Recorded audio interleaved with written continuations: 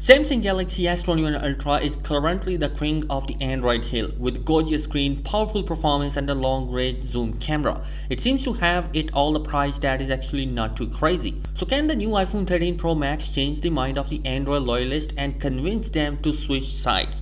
In this video, we are going to compare both the iPhone 13 Pro Max and the S21 Ultra and see which is going to be better. So starting from the display and the design of both the devices, Samsung has been the leader in the display quality in the past few years, and iPhone actually uses a Samsung made OLED display panel. And with the iPhone 13 Pro Max, Apple is playing a bit of a catch up and finally bringing one of the best exciting new feature that is debuted on Galaxy in 2020, and that was the 120Hz of refresh rate that will match the smooth scrolling experience on both phones, and the screen size and resolution on the iPhone remains the same on the last year model.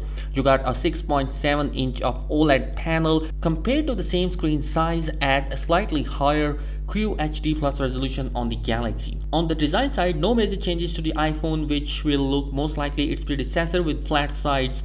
What is new is just how heavy the iPhone 13 Pro Max has gotten at some 240 grams, even heavier than the S21 Ultra 229 gram weights. The iPhone also remained considerably wider and harder to grab with one hand, while Galaxy is plainly narrow and curved size also helps it to grip more. Moving forward, we have the biometrics. The notch for the Face ID on iPhones has been a sore point for Apple, as Android fans love to ridicule it, and it has now gotten 20% smaller in the iPhone 13 model. That's a neat little change. As for biometrics, the iPhone 13 Pro Max still differs fundamentally from the Galaxy S21 Ultra, and the iPhone does not have a fingerprint scanner and relies on Face ID, when Samsung has an in-screen fingerprint scanner reader and only 2D image-based face recognition. The Galaxy S21 Ultra uses a faster ultrasonic fingerprint scanner than earlier Galaxy generations, and mostly it has been good, but we do get occasionally misfire. As far as the Face ID on the iPhone 13 Pro Max, well, it is expected to work mostly as good as on the earlier models. Moving forward towards the camera department, while the iPhone 13 Pro Max might be big upgrade when it comes to battery capacity and other features, but it cannot quite match the camera versatility of the S21 Ultra.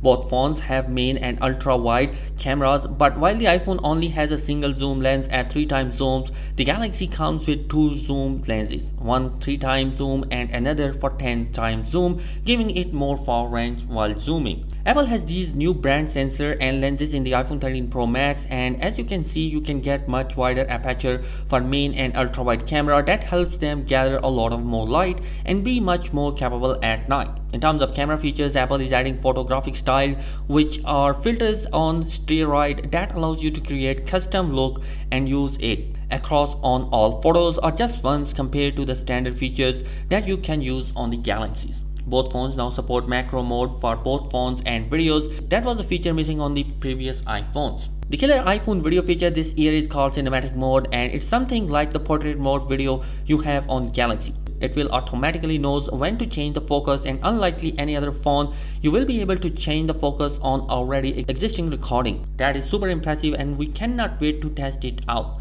The iPhone 13 Pro Max also comes with a LiDAR scanner, helpful for augmented reality and easier focus for nighttime portraits. You don't get such a scanner on the Galaxy. Moving on towards the performance, Apple has led in performance in smartphone space, and the new Apple A15 Bionic chip is iPhone 13 Pro Max is once again the fastest in the industry. The Galaxy comes equipped with top-of-the-line Qualcomm Snapdragon 888 chipset for the US model, while internationally S21 Ultra models come with a very slightly slower Samsung-made Exynos 2100 processor.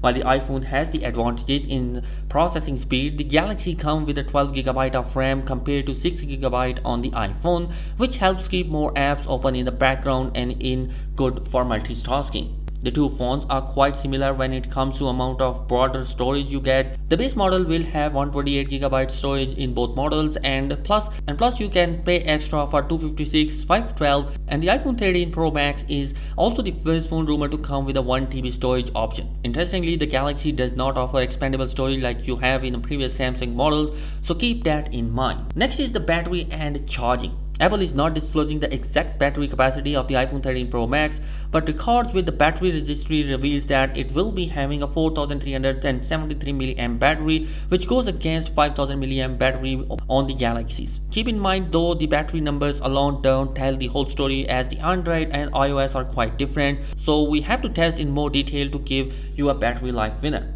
On a charging front, we did not expect a charger in the box in both the devices. Both Apple and Samsung will charge you additional $20 for fast charging. Unfortunately, neither of those two phones support quite the impressive charging speed. At 20 watt, the iPhone takes nearly 2 hours for full charge, while Galaxy is much faster, a bit more than 1 hour. But neither are close to 30 minutes charging times we see on phones and brands like OnePlus. So at the end of the day, the iPhone 13 Pro Max brings some welcome upgrades, like the best battery life so far on an iPhone, improvement to the cameras, but it cannot quite match the long-range zoom on the Galaxy, nor it does have an openness for Android as well. These remains two very different devices, both excellent in their XL size, glory and long battery life. It's hard for us to recommend one over the other, but let us know your thoughts about the iPhone 13 Pro Max and whether it has convinced you that you should buy it over a Galaxy S21 Ultra. So guys, that is it in this particular video. Let me know your thoughts in the comment section below. Subscribe to the channel if you're new here. Peace.